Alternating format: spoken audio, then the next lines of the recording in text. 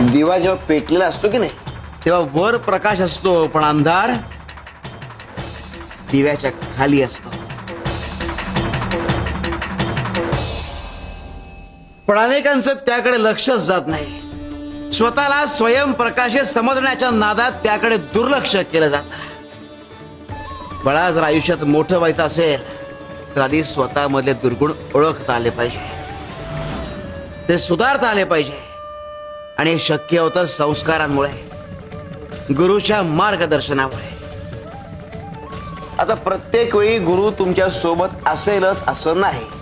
म्हणून आम्ही काय केलं तर आम्ही एक मंत्र आमच्या भक्तांना दिला, तारक मंत्र.